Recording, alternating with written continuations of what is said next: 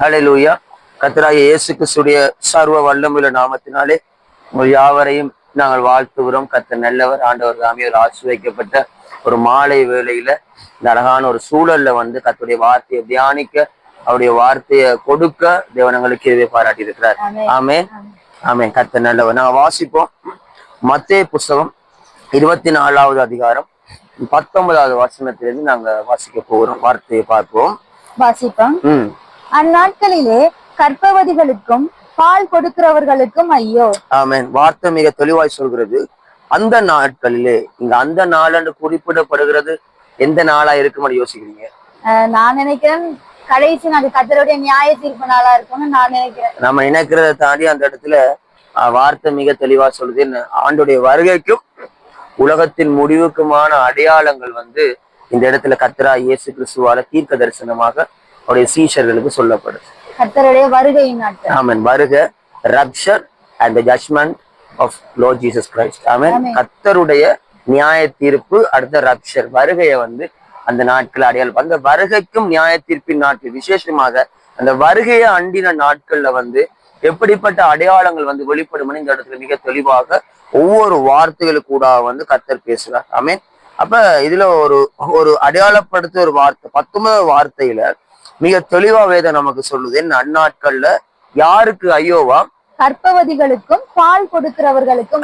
ஆமா, ஆண்டோடைய வருகைக்கும் கற்பம் தரித்து ஒரு குழந்தையை பெற்றெடுக்க ஒரு தாய்க்கும், அந்த தாய் பெற்றெடுத்த பிள்ளைக்கு பாலை கொடுக்கறதுக்கு என்ன சம்பந்தம் இருக்க முடியும்? ஐயோண்டா ஆபத்து தான். ஆபத்து, ஐயோண்டா ஆபத்து தான். ஆமே.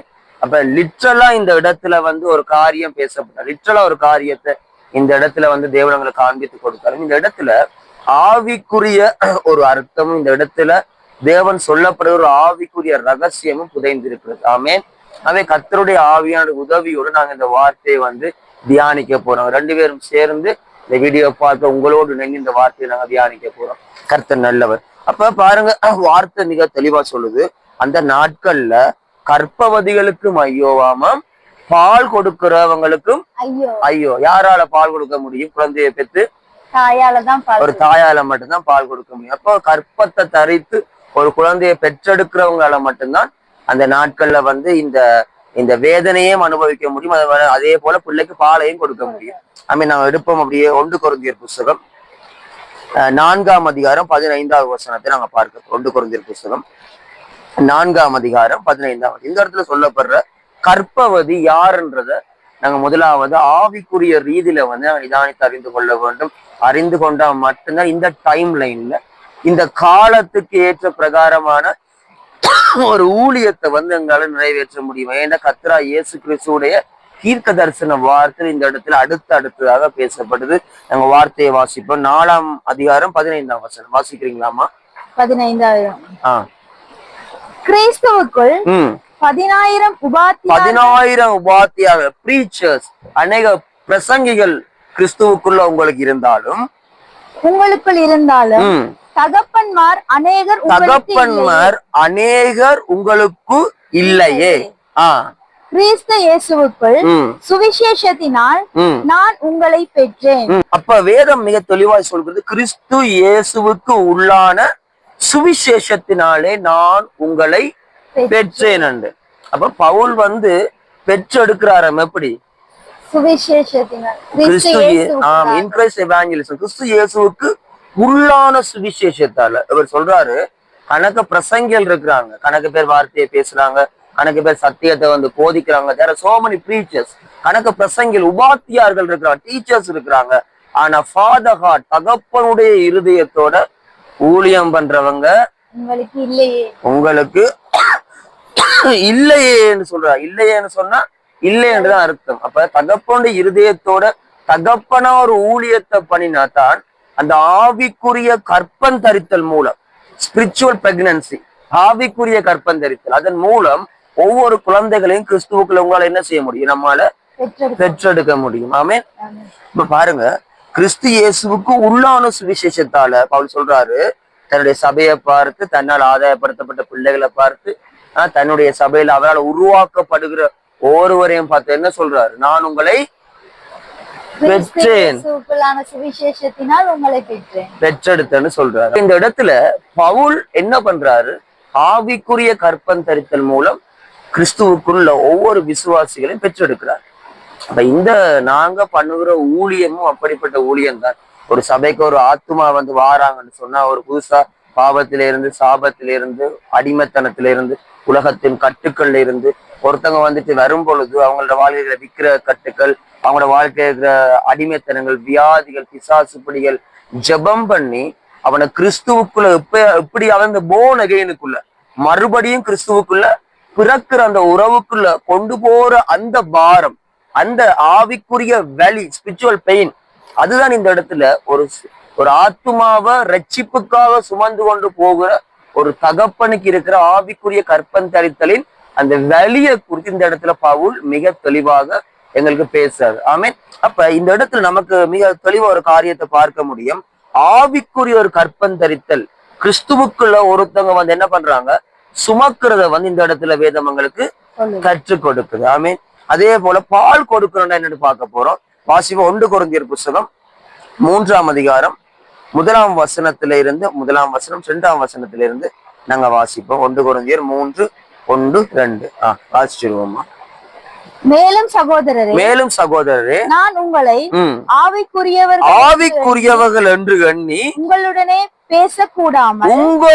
நான் பேசக்கூடாமல் மாம்சத்திற்குரியவர்கள் என்றும் நீங்க எல்லாரும் மாம்சத்துக்கு உரியவர்கள் என்றும் கிறிஸ்துவுக்குள் குழந்தைகள் என்றும் கிறிஸ்துவுக்குள்ள நீங்க எல்லாரும் குழந்தைகள், இப்பதான் கிறிஸ்துக்குள்ள பிறந்த பபா கிறிஸ்துவுக்குள்ளான குழந்தைகள் என்று எண்ணி பேச வேண்டியதாயிற்று. அப்ப இந்த இடத்துல அம்மா ஆவிக்குரியவர்கள் என்று எண்ணி பேசக்கூடாம நான் மாம்சத்துக்குரியவங்க, நீங்க குழந்தைகளா இருக்கிறீங்கன்னு நான் பேசுறேன். இது எப்படி ஹாப்பியா சொல்லியிருப்பாரு, சந்தோஷமா சொல்லியிருப்பாரு நினைக்கிறீங்க? துக்கமா தான் சொல்லியிருப்பாரு. ஏன் அப்படி துக்கமா சொல்லியிருப்பாரு இது? ஏன்னா நீங்க குழந்தைகளா இருக்கீங்க, இன்னும் குழந்தைகளா இருக்கீங்க, மாம்சத்துக்கு நான் இதை பேசுறேன். ஆமா, அவர் ஆவிக்குரிய அந்த பேர்டன்ல ஒரு ஆத்துமா பெற்று எடுத்திருக்காரு கிறிஸ்துவுக்குள்ள. இப்ப சொல்றாரு, நீ இப்பவும் என்னவா இருக்கிறாய்? குழந்தையா இருக்கிறாய். அடுத்து 2ஆம் வசனம் சொல்லுது, நீங்கள் பலன் இல்லாதவர்களானதால் உங்களுக்கு போஜனம் கொடாம. ஏன் போஜனம்? ஏன் சாப்பாடு கொடுக்கலையா?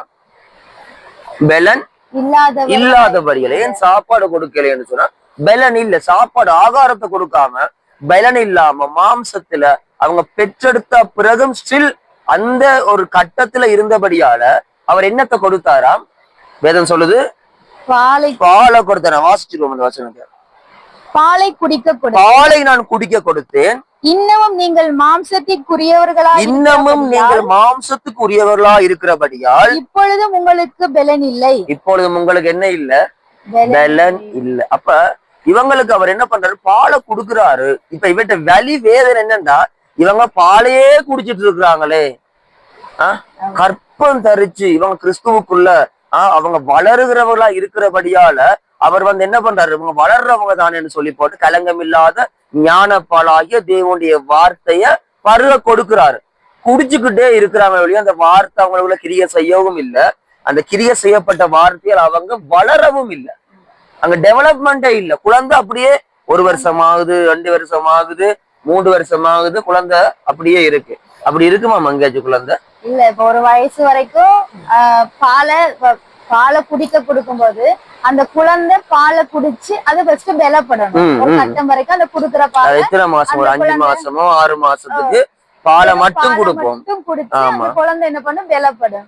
அதுக்கு பிறகு கொஞ்சம் கொஞ்சமா ஆகாரத்தை சேர்க்கணும். ஒரு கட்டத்துக்கு பிறகு பாலையே நிப்பாட்டி ஆகாரம் 1.5 வயசு 2 வயசு ஓகே நிப்பாட்டி அதுக்கு பிறகு ஆகாரத்தை மட்டுமே திடகாத்திரியமான ஆகாரத்தை கொடுக்க குழந்தை என்னவாக போகுது? நல்லா பலப்பட்டு growth ஆகிக்கிட்டு அப்ப அந்த ஆகாரம் கொடுக்கிறவருடைய ரிசல்ட்ஸ் வந்து குழந்தையோட வளர்ச்சியில என்ன செய்ய முடியும்? பார்க்க முடியும்.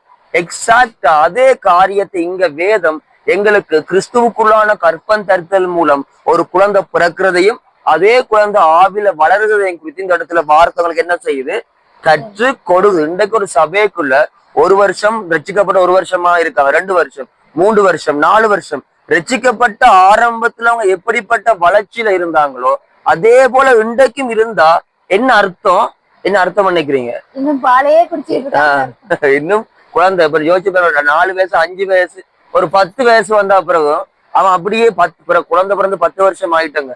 ஆனா இப்பயும் குழந்தை பாலைத்தான் குடிச்சு கொண்டு இருக்கணும். இங்க என்ன என்ன இங்க விஷயம், இங்க ஒரு பிரச்சனை, இங்க ஏதோ ஒரு ஃபோல்ட் ஒன்று இருக்குன்னு அர்த்தம். இப்ப பவுல் வந்து ரொம்ப வேதனையோட சொல்றாரு, உங்களுக்குள்ள என்ன இல்லைன்னு சொல்றாரு, பலன் இல்ல, உங்களுக்கு பலன் இல்லப்பா, ஆவிக்குரிய பலன் இல்ல. உங்களை நான் ஆவிக்குரியவங்கள நினைச்சு பேச நான் ஆசைப்படுறேன், ஆனா அந்த கட்டத்துல நீங்க இல்லை என்று ரொம்ப துக்கத்தோட ரொம்ப பாரத்தோட தன்னுடைய சபையை பார்த்து பேசுறார். ஆமென். திடமான உணவு சாப்பிடுற அளவுக்கு அவங்களுக்கு பலன் இல்லையா? ஆமே ஆமா, அதுதான் எக்ஸாக்டா. அந்த திடமான ஆகாரத்தை உங்களுக்கு புசிக்க முடியல. திடமான ஆகாரத்தை வந்து ஒருவேளை கொடுத்து பார்த்திருப்பாரு கட்டாயம், ஏற்றுக்கொள்ள முடியல. அதுதான் சரி, அவங்களுக்கு கொடுத்து பார்த்திருப்பாரு, ஆனா அவங்களை என்ன செய்ய முடியல, ஏற்றுக்கொள்ள முடியல. இன்னும் மாம்சத்துக்குரியவர்களாவே இருக்கிறீங்களே. என்னதான் அவர் வந்துட்டு ஆகாரத்தை விட கிடைக்க நைஸா குடுக்குற மாதிரி கொடுத்து பார்த்தாலும் அவங்களோட குரோத் அங்க இல்லாதபடியால அங்க சாப்பாடு செமிக்குது இல்ல. ஆமே, சாப்பாடு செமிக்குது இல்ல. அவங்க கொஞ்சம் திடமான ஆகாரம் வந்தோடனே அவங்க தடுமாறுறாங்க. வளர்ச்சி இல்லாதபடியால அந்த ஆகாரம் வந்து அந்த சரீரம், ஆவிக்குரிய சரீரம் அதை எடுத்துக்கொள்ள கஷ்டப்படுது.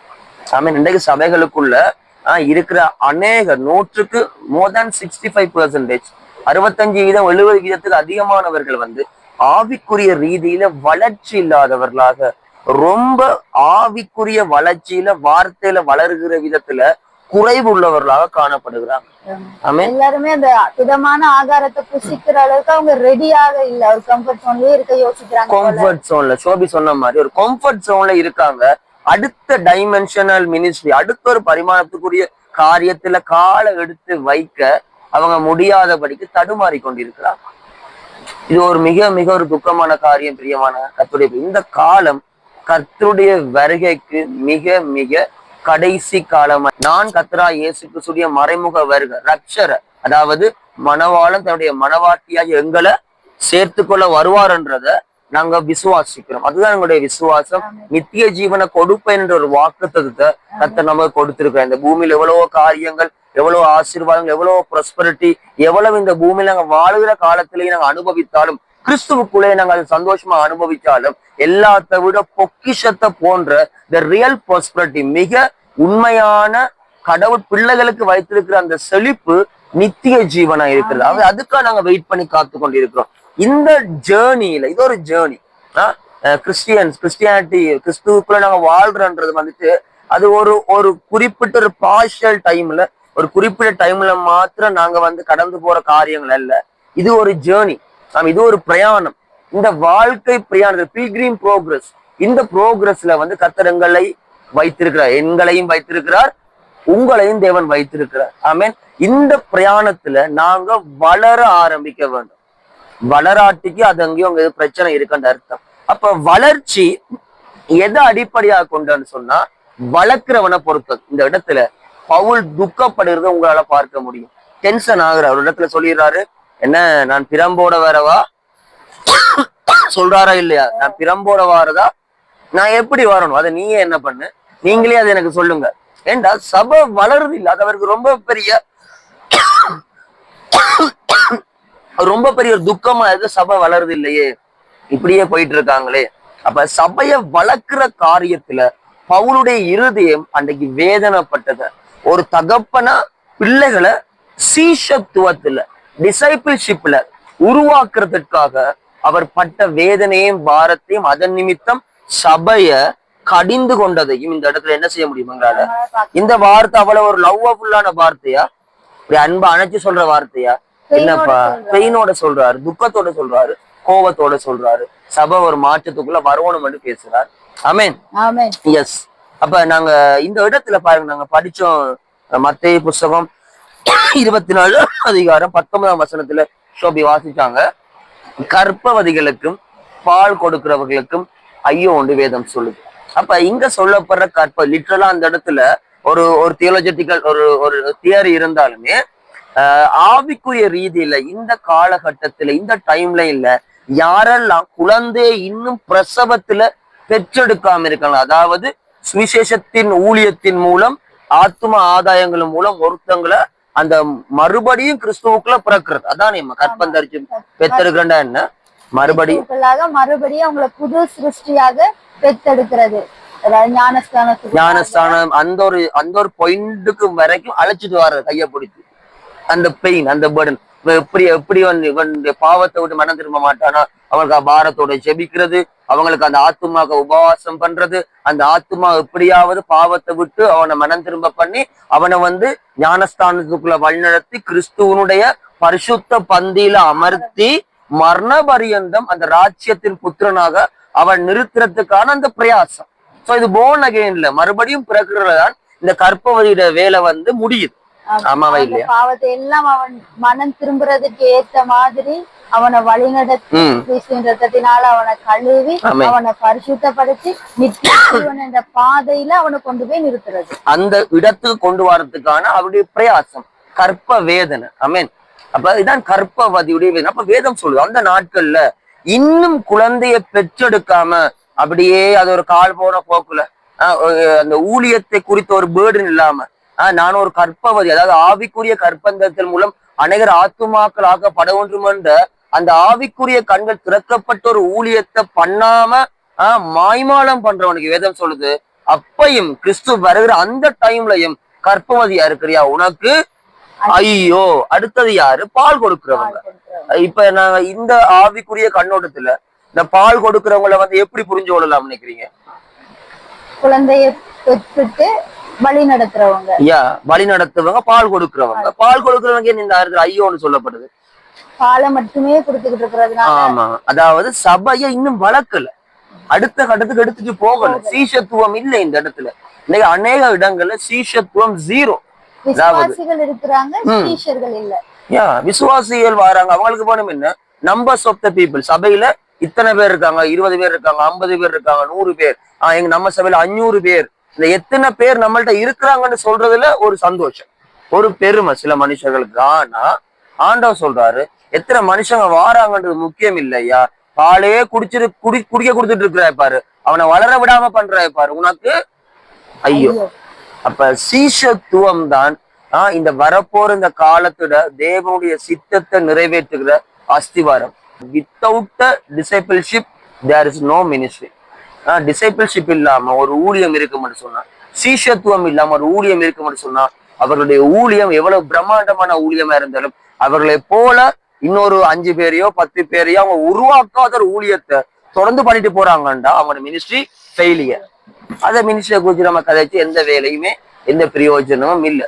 அப்ப சீஷத்துவம் மிக மிக மிக மிக அவசியமா இருக்கிறது இந்த காலகட்டத்துல தேவனுடைய சித்தத்துக்கு கூடாக அவருடைய ஊழியத்தை பண்றதுக்கு. அப்ப கவனிங்க, இந்த இடத்துல சொல்லப்படுற கற்பவதிகளா இருக்கலாம் சரி, இங்க பாயிண்ட் பண்ணப்படுற 19வது வசனத்துல பாயிண்ட் பண்ணப்படுற பால் கொடுக்கிறவங்களா இருக்கலாம் சரி, எல்லாத்துக்கும் மேல் வஸ்திரம் 18வது வசனம் என்ன, வயலில் இருக்கிறவன் தன் வஸ்திரங்களை எடுப்பதற்கு திரும்பாதிருக்க கடவன். No turning. திரும்பாத, யாரு திரும்பாத? வயல்ல இருக்கிறவன்.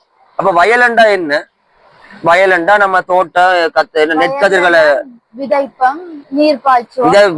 விதைச்சிட்டு முதல் கொத்துவோம், அப்புறம் விதைப்போம், நீர் பாய்ச்சுவோம், ஒரு சீசன் வரைக்கும் அது உரம் போடுவோம், அது வளரும், பிறகு அறுத்து ஆலையில சேர்ப்போம், களஞ்சியத்துல சேர்ப்போம். அப்ப இந்த ப்ரொசஸிங்க வேதம் எதுக்கு ஒப்பிடுது?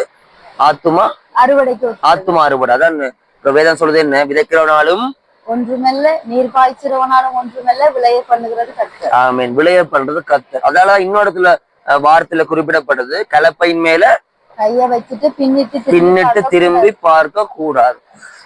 அப்ப இங்க சொல்லப்படுற வயல்ல இருக்கிறவனும் யாரு? அந்த கடைசி காலத்துல கர்த்தருடைய ஊழியத்தை பண்றவங்க.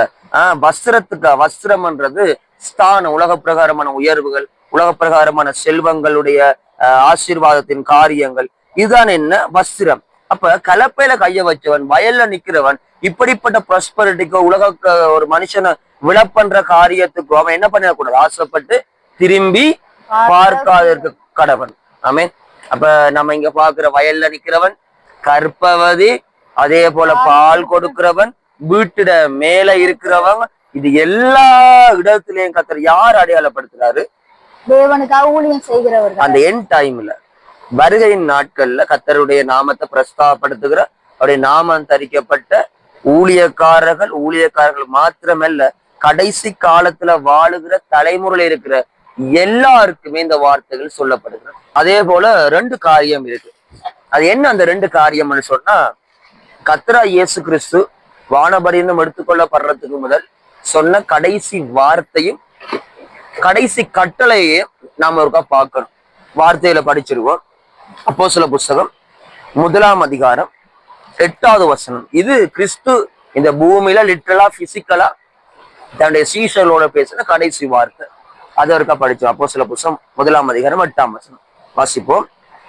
பரிசுத்த ஆவி உங்களிடத்தில் வரும்போது நீங்கள் பலனடைந்து எருசலேமிலும் யூதேயா முழுவதிலும் சமாரியாவிலும் பூமியின் கடைசி பரியந்தம் எனக்கு சாட்சிகளா இருப்பீர்கள் என்றார். ஆமென். அப்ப பரிசுத்த ஆவி உங்களிடத்துல வரும்பொழுது சாட்சி உள்ள ஜீவனம்.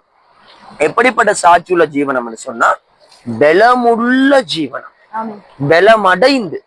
இப்ப நாங்க இதுக்கு முதல்ல ஒரு வசனம் படிச்சோமே 1 கொரிந்தியர்ல, என்ன, நீங்க இன்னும் பலம் அடையாம இருக்கிறபடியால உங்களுக்கு எனக்கு என்னத்தை கொடுக்க முடியல, ஆகாரம் கொடுக்க முடியல, பாலை மட்டும் கொடுத்துட்டு. அப்ப இங்க சொல்றாரு ஆவியானவர் வந்துருவாரு. ஃபர்ஸ்ட் ஆவியானவர் உங்களால பெற்றுக்கொள்ள முடியும் இந்த கடைசி நாட்கள்ல.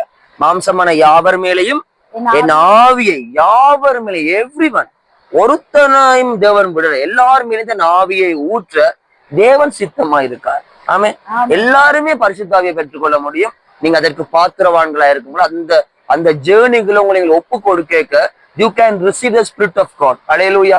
அது ஈஸியா அந்த ஆவியங்களை பெற்றுக்கொள்ள முடியும். ஆமென். அப்ப அந்த கடைசி நாட்கள்ல ஆவி ஊற்றப்படுறது முதலாவது காரியம். இந்த நாட்கள்ல பரிசுத்தங்களை பெற்றுக்கொள்ள முடியும். 2வது காரியம், ஆவியை பெற்றுக்கொண்ட நீங்க பலன் அடைய வேண்டும்.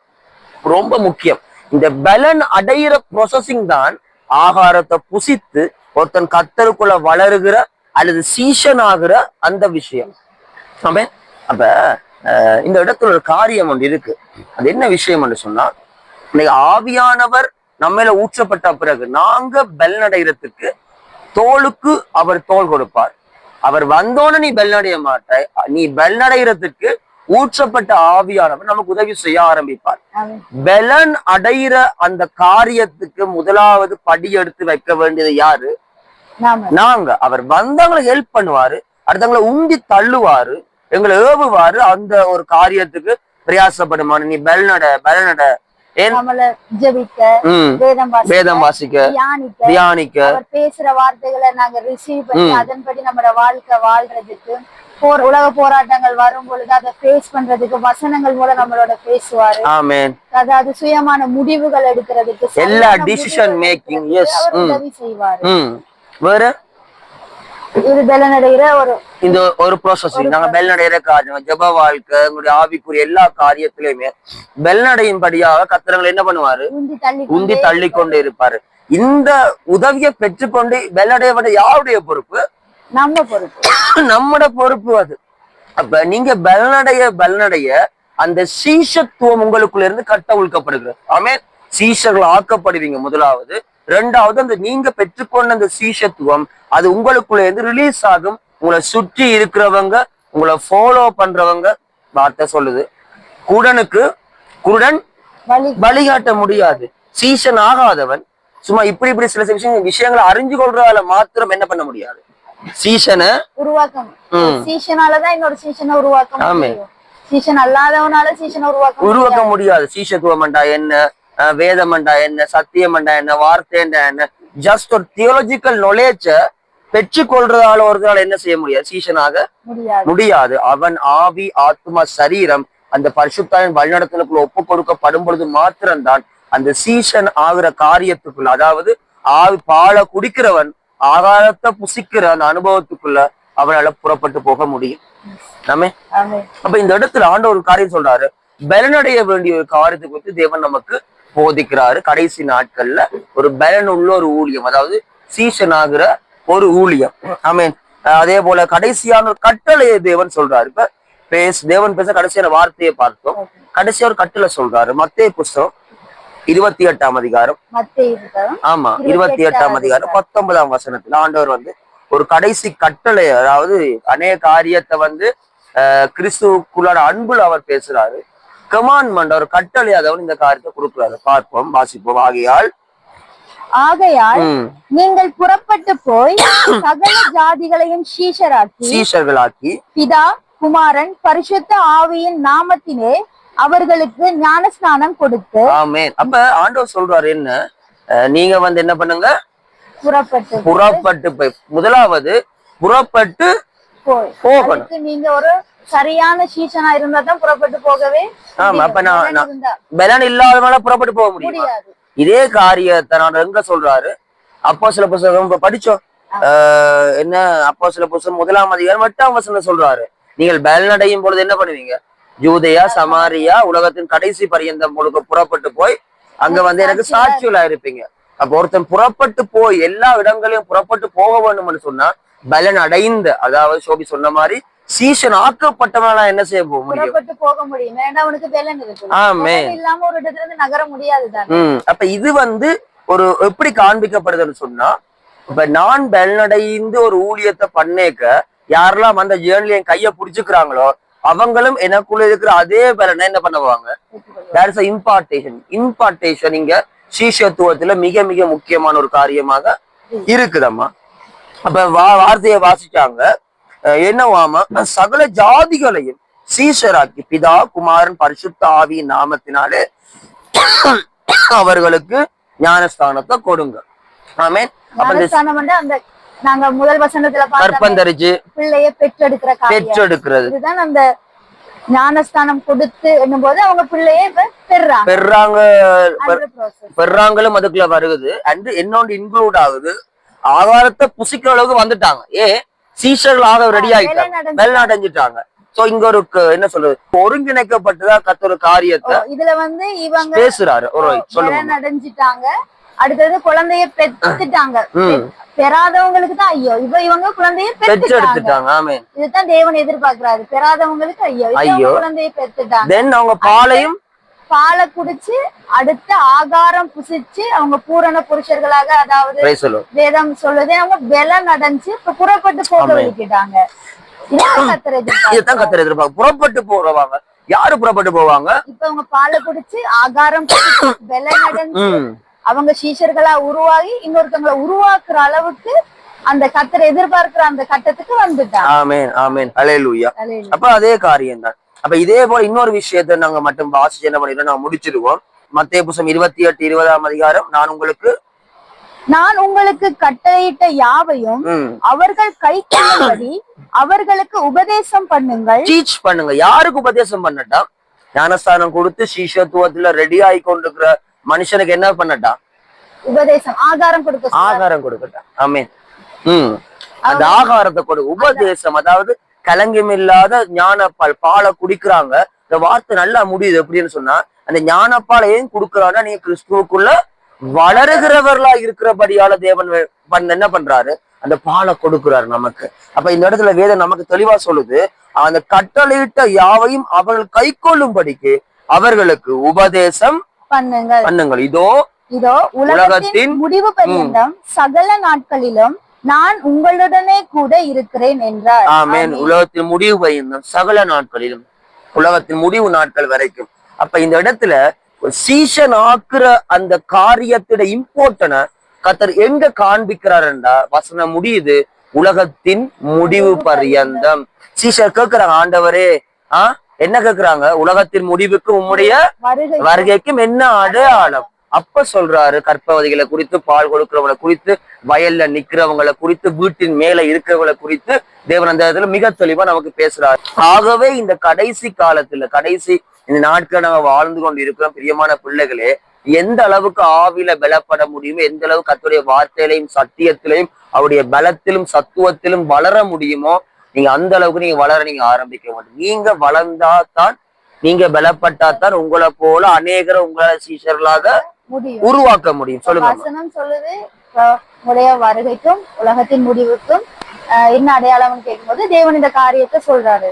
அப்ப அந்த காலம் வரைக்குமே பால் குடுக்கிறவங்களும் இருக்காங்க, பல வருஷமா கற்பத்தை சுமக்கிறவங்க இருக்காங்க, பல வருஷமா பாலை குடுத்து கொண்டிருக்கிறவங்களும் இருக்கிறாங்க. எந்த டெவலப்மெண்ட்டும் இல்ல, அவங்களுக்கு ஆபத்துன்னு தேவன் சொல்றாரு. ஆனா கர்த்தர் எதிர்பார்க்கிறது அந்த பல வருஷம் சுமக்காம அவர் குறித்த காலம் வரைக்கும் அதை சுமந்து அதை பெற்று பிதாகுமாரன் பரிசுத்தாவின் ஞானஸ்தானால கொடுத்து அவங்க ஞானஸ்தானம் பெற்றெடுத்தோன்னு அதாவது பிதா குமாரன் பரிசுத்தாவின் நாமத்தினால உங்களுக்கு ஞானஸ்தானம் கொடுத்து அவங்களை எழுப்பும் போது அவங்களோட தங்களோட பாவங்களை எல்லாம் விட்டு கிறிஸ்துவை ஏற்றுக்கொண்டு பரிசுத்த பந்திக்கு அவங்க அமரும் பொழுது அந்த பெற்றெடுக்கிற காரியம் முடியுது.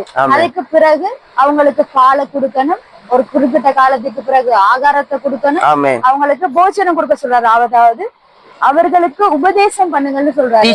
தன்னுடைய சத்தியத்தை பிரமாண ஆகாரத்தை கொடு, இடமான ஆகாரத்தை கொடுத்து அவனை பூரண புருஷனா ஒரு மனுஷனா ஒரு சீஷனா உருவாக்கி அவன் புறப்பட்டு போய் அந்த காரியத்தை அவங்க செய்யணும். அப்ப ஊழியம் எங்க முடியுது? சீஷத்துவத்துல பரிபூர்ணப்படுத்த ஒழிய நம்பர்ஸ் ஆஃப் த பீப்புள்ஸ், ஜனங்களுடைய எண்ணிக்கையில ஒரு மினிஸ்டர் சக்சஸ் வந்து என்ன செய்யப்படாது, அடையாளப்படுத்தப்பட. அநேக சபைகள்ல சொல்லுவாங்க 500 பேர் கொண்ட விசுவாசி, 1000 பேர் கொண்ட விசுவாசி, அதான் எங்களோட தரிசனம் பிரதர். சில பேர் சொல்லுவாங்க 2000 விசுவாசி தான் எங்களுடைய தரிசனம் இலக்கு என்று சொல்லுவாங்களா? அது இல்ல. எத்தனை பேர் நாங்க சீஷர்களா உருவாக்குறோம். ஒரு சபை முழுக்க ஆத்துமாக்கள் இருக்கிறாங்க, 1000 2000 பேர் இருக்கிறாங்க. சும்மா வாராங்க, ஆராதிக்கிறாங்க, போறாங்க.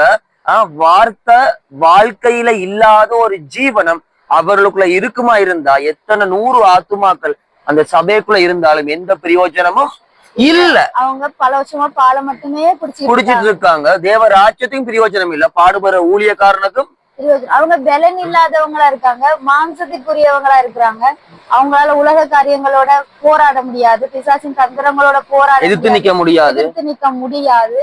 அவங்களோட இந்த போராட்டத்துல அவங்க தோத்து போயிருவாங்க. நித்திய ஜீவனம் அந்த பாதையில கூட அவங்களால முழுமையா பயணிக்கவும் முடியாது. ஆனா இதே போல ஒரு சபையில 10 பேர் தான் இருக்காங்க, ஆனா 10 பேருமே சீஷர்கள் சொன்னா ஒரு மினிஸ்ட்ரி சக்சஸ்ஃபுல்லான மினிஸ்ட்ரி, தேவனுடைய நாமம் மகிமைப்படும்படி வெற்றிகரமான ஊழியத்தை நீங்க பண்ணி கொண்டிருக்கிறீங்க. 10 பேருமே புறப்பட்டு போவாங்க. கர்த்தருடைய நாமத்துக்கு மகிமை உண்டாவட்டும். ஐ மீன் 10 பேருமே புறப்பட்டு போவாங்க. 10 பேருமே பலம் கொண்டவங்க, 10 பேருமே சீஷர்கள், 10 பேருமே உருவாக்குறவங்க. Wow, praise the Lord. அப்ப இந்த சர்க்கிள், இந்த படிகள் தான் முழுமையான தேவராஜ்யத்தின் ஊழியத்தை பரிபூர்ணப்படுத்த வல்லமை உள்ளதா இருக்கிறது. அல்லேலூயா. நாங்க பார்ப்போம் மத்தேயு புஸ்தகம் 25ஆம் அதிகாரம் 6வது வசனம், 5ஆம் அதிகாரம், அடுத்த அதிகாரம் 25ஆம் அதிகாரம் 6ஆம் வசனம், 7ஆம் வசனம், 8ஆம் வசனத்தை நாங்க படிப்போம். 9 மட்டும் வாசிச்சிருவோம். நடுராத்திரியிலே மணவாளன் வருகிறார், அவருக்கு எதிர்கொண்டு போக புறப்படுங்கள் என்கிற சத்தம் உண்டாயிற்று. அப்பொழுது கன்னிகைகள் எல்லாரும் எழுந்திருந்து தங்கள் தீவட்டிகளை ஆயத்தப்படுத்தினார்கள். புத்தி இல்லாதவர்கள் புத்தி உள்ளவர்களை நோக்கி உங்கள் எண்ணெயில் எங்களுக்கு கொஞ்சம் கொடுங்கள், எங்கள் தீவட்டிகள் அணைந்து போகிறது. எங்களுடைய தீவட்டி எரிஞ்சு கொண்டிருக்கு. இந்த தீவட்டி என்ன பண்ணி கொண்டிருக்கு? அணைந்து போகிறது. மணவாளன் வர போறாரு, சத்தம் கேட்டுட்டு அப்ப இப்பெல்லாம் ரெடி ஆகி தங்களை ஆயத்தப்படுத்துறாங்க. அப்ப இந்த வேதம் சொல்லுது, இந்த புத்தி இல்லாத கன்னிகள் புத்தி உள்ளவர்களை பார்த்து சொல்றாங்க, எங்களுக்கு கொஞ்சம் எண்ணெய் தாரீங்களா ஐயா, எங்க தீவட்டி என்ன பண்ணுது? ஐயோ, நெருப்பு இந்த பொக்கடிக்குது, நெருப்பு இந்த பத்தி நூந்து கொண்டு இருக்கு, நூற போகுது, பிரகாசம் மங்குது, கொஞ்சம் எண்ணெய் தாரீங்களா? உடனே அவங்க ஒரு முக்கியமான காரியத்தை குறிச்சு பேசுறாங்க. என்னவாமாம்? எங்களுக்கு எண்ணெய் போதாதபடிக்கு நீங்க என்ன பண்ணுங்க, விற்கிறவர்களிடத்தில் போய் உங்களுக்காக வாங்கி கொள்ளுங்கள். இதுதான் ரொம்ப முக்கியமான வார்த்தை. இவங்க சொல்றாங்க, என்ன விக்கிறவங்க இப்பயும் பட்டணத்துக்குள்ள இருக்கிறாங்க, இப்பயும் வித்துக்கிட்டு தான் இருக்காங்க. நீங்க என்ன பண்ணுங்க, அவங்களிடத்துல போய் உங்களுக்கு தேவையான எண்ணெய வாங்கி கொள்ளுங்க. பாருங்க, இது ஒரு முக்கியமான ஒரு ரகசியம் இருக்கு.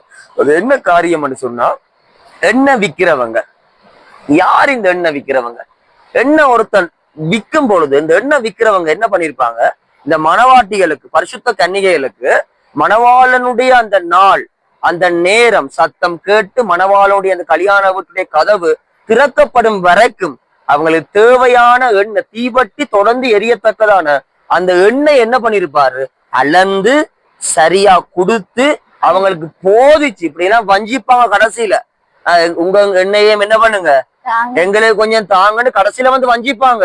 இதுக்கெல்லாம் அலர்ட் ஆயிருங்க, டீச் பண்ணி போதிச்சு அந்த எண்ணெய் விக்கிறவங்க என்ன பண்ணிருப்பாங்க, அதாவது மணவாளன் வாரத்துக்கு கடைசி செகண்ட் வரைக்கும் கூட அந்த வஞ்சிப்பு இருக்கும், கடைசி செகண்ட் வரைக்கும் இருக்க அந்த வஞ்சிப்பு ரெடி பண்ணிருப்பாங்க எண்ணெய் விக்கிறவங்க மணவாட்டிகளை. இந்த எண்ணெய் விக்கிறவங்க தான் யாருன்னு சொன்னா உருவாக்குறவங்க. ஹல்லேலூயா. இந்த எண்ணெய் விக்கிறவங்க தான் கர்த்தருடைய ஊழியக்காரங்க. கர்த்தருடைய நாள் வரும் வரைக்கும் எண்ணெய் எதுக்கு அடையாளப்படுத்தப்படுது, அபிஷேகத்துக்கு, பரிசுத்தம் உள்ள ஆவியானவர் ஹோலி ஸ்பிரிட் ஓவர்ஃப்ளோவிங்க்கு எண்ணெய் அடையாளப்படுத்தப்படுது, அபிஷேகத்துக்கு அடையாளப்படுத்தப்படுது. அப்ப கர்த்தருடைய அந்த நேரம், அந்த சரியான அந்த நிமிஷம் செகண்ட் வரும் வரைக்கும் தன்னால ஆயத்தப்படுத்தப்படுகிற அந்த கன்னி, அவளுக்கு நான் கொடுக்கிற அந்த எண்ணெய், இதை குறித்த சகல போதனையும் போதித்து சகல காரியத்தையும் கற்றுக் கொடுத்து அந்த கதவு திறக்கும் வரைக்கும் அவங்கள ரெடி பண்ணி இவங்க அனுப்புவாங்க எண்ணெய் விக்கிறவங்க. இப்ப இவங்க சொல்றாங்க, நாங்க வந்துட்டோம், எங்களுக்கு உங்களுக்கு கொடுக்க முடியாது, போங்க, இன்னும் எண்ணெய் விக்கிறவங்க இருக்காங்க அப்படின்னா என்ன அர்த்தம், இவங்க ஆல்ரெடி வாங்கின இடம் வந்து அவங்களுக்கு போதுமான எண்ணெயை கொடுக்கவும் இல்லை. அடுத்த காரியம், இப்படிப்பட்ட சந்தர்ப்பங்களை கையாளக்கூடிய ஞானமும் போதிக்கப்படல. மீன்ஸ் என்ன அர்த்தம், இவங்க சரியா உருவாக்கப்படல, சரியா ரெடி ஆகல. அப்ப இந்த காலத்துல நமக்கு கீழே ஒவ்வொரு ஆத்துமாக்களையும் சரியா ரெடி பண்ற, சரியா அவங்கள வந்து வளர்க்கிற பொறுப்பை கர்த்தர் நமக்கு கொடுத்திருக்கான். ஆமென். அதே போல வளர்கிறவர்கள் என்ன பண்ணணும், மற்றவங்களையும் வளர்க்க தீர்க்கதரிசிக்கு தேவன் சொல்றாரு, நீயும் ஆயத்தப்படு, உன்னோடு கூடினா உன்னுடைய கூட்டத்தையும் ஆயத்தப்படுத்த சொல்றாரு. ஆமென். அப்ப ஆயத்தப்படுத்த வேண்டியது எங்களுக்கு மிக மிக முக்கியமான காரியம். ஆகவே பாருங்க, எண்ணெய் விற்கிறாங்க ஐயா, போங்க பட்டணத்துக்கு போய் பாருங்கன்னு அனுப்புறாங்க. அப்ப அங்க விக்கிறவங்க நல்லவங்களா இருப்பாங்களா, சரியான எண்ணெயா கொடுக்க போறாங்க? அவ எண்ணெய் கொடுத்தா அது என்ன பிரயோஜனப்படுமா? மணவாளன் வந்து போய் கதவு அடைக்கப்பட்டது. கவனிங்க, இந்த 10 பேருமே கன்னித்தன்மையை வாழ்நாள் முழுவதும் காத்து கொள்றாங்க. இதுல கைவிடப்பட்ட புத்தி இல்லாத கன்னிகள் வாழ்நாள் முழுக்க ஒரே மணவாளனுக்காக கன்னித்தன்மையை காத்துக்கொள்ளும். எவ்வளவுதான் கன்னித்தன்மையை காத்து கொண்டாலும் எண்ணெயை குறித்த தெளிவு, எண்ணெய் சரியான இடத்துல வாங்காதபடியால அவங்க வஞ்சிக்கப்பட்டு போயிட்டாங்க. அவங்களால ராஜ்யத்துக்குள்ள பிரவேசிக்கவும் முடியல. அருமையான பிள்ளைகளே, எண்ணெய் விக்கிற இடத்தை குறித்து எச்சரிக்கையா இருங்க. ஆகவே நாங்க இவ்வளவு நேரம் கற்றுக்கொண்ட இந்த காரியத்துல சொல்லப்படுகிற வயல்ல நிக்கிறவங்க, அடுத்தது கர்ப்பவதிகள், அடுத்தது பால் கொடுக்கிறவங்க, வீட்டின் மேல இருக்கிறவங்க, வயல்ல இருந்து கலப்பை மேல கை வச்சிருக்கிறவங்க, அடுத்த காரியம் இப்ப படிச்சோம் என்ன விக்கிறவங்க. இது எல்லாம் யார சொல்லுதுன்னு சொன்னா, இந்த கடைசி காலத்துல கர்த்தருடைய ஊழியத்தை பண்ணுகிற உங்களையும் என்னையும் குறித்து வார்த்தை இந்த இடத்துல அடையாளப்படுத்துது. ஆமென். எல்லாரையும் அது சின்ன ஊழியமோ பெரிய ஊழியமோ, நமக்கு கர்த்தருடைய நாம பண்ற எல்லாரையும் இந்த இடத்துல வார்த்தை அடையாளப்படுத்துது. ஆமென். ஆகவே சீஷத்துவம் ரொம்ப ரொம்ப மிக மிக முக்கியமா இருக்கு. இந்த கடைசி காலத்துல உருவாக்கம் இல்லாம நாங்க பண்ணுகிற எந்த ஊழியத்திலும் எந்த பிரயோஜனம் இல்லை. நம்மளால அனைவரும் உருவாக்கப்பட வேண்டும். அதற்கு நாங்க பலனடைந்து நாங்க உருவாக்குறவர்களாக நாங்க முதலாவது மாற ஆரம்பிக்க வேண்டும். ஹல்லேலூயா. அவை நாங்க வாசித்த வேதாகம பகுதி நாங்க சேர்ந்து சில காரியங்களை இன்றைக்கு உங்களோட பேசணும்னு நாங்க பாரப்பட்டோம். அவைக்கு பேசுறதை கிருபை பாராட்டினார். ஆமென். அநேக நாட்களுக்கு பிறகு நாங்க ஜெபம் பண்ண போறோம். யாரெல்லாம் இந்த வார்த்தைகளை கேட்டீங்களோ உங்களுக்காக நாங்க பாரத்தோட ஜெபிக்க போறோம். நாங்க ஜெபிக்கும் பொழுது இது ஒரு வீடியோவாக நீங்க நினைக்காம எங்களோட சேர்ந்து ஆவியில் ஒருமனப்பட்டு கண்களை மூடுங்க. கர்த்தர் உங்களை பலனடைய பண்ணுவாரு, உங்களை உருவாக்குவாரு, உங்களை கொண்டு அநேகரை அநேகரை சீஷத்துவத்துல தேவன் உங்களை நடத்த வைப்பாரு. உங்களோட பலவீனங்களை குறித்து கவலைப்படாதீங்க. உங்களோட வாழ்க்கையில இருக்கிற வேதனைகள், துன்பங்கள், கடந்து வந்த காலங்கள், பாதைகளை குறித்து யோசிக்காதீங்க. கர்த்தர் இன்றைக்கே புதிய காரியங்களை செய்வாரு. விசுவாசிக்கிறீங்களா? தேவனுடைய மகிமையை காண்பீங்க.